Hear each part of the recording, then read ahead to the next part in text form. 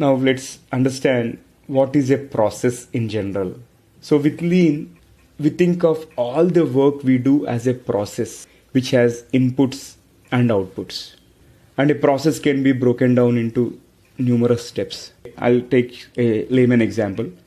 Input is my wife asks me to plan and book a vacation. And the process I'm going to follow is I would like to gather information around trending places and evaluate various options, after which I need to look at understanding various travel modes that are available, and if there is any ready-made travel agent that is going to provide, or do I need to rely on any other website. And I need to jot down various travel agent information and look at the pricing and whatever the services they are going to provide, and after that select the best option and then book my vacation. So these are all the different steps which I am following as part of the process. And my output is my vacation is planned and booked. Likewise, anything you take, it will have a set of steps which constitutes or which makes a process, and there are set of inputs which needs to be supplied to the process, and there is an outcome which is generated called an output. I'll tell you one other example. If you were to make a tea or coffee manually, I'm not looking at the vending machine.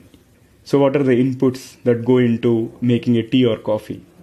I'm going to pick a cup of water, a cup of milk, and then tea powder or the coffee powder, and then sugar.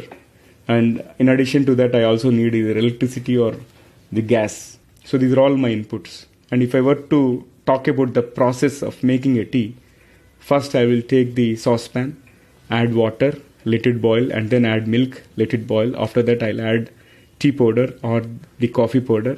I'll let it boil, and after that, I'll add sugar to taste. And then I will pour the tea or coffee using a strainer into a mug and serve it to my guest. The output is the finished tea, means the tea which is ready to drink or coffee which is ready to drink. And the entire process about putting it into the saucepan and then turning on the stove, letting the water and milk boil, adding sugar, let it boil. Likewise, these are all the different steps.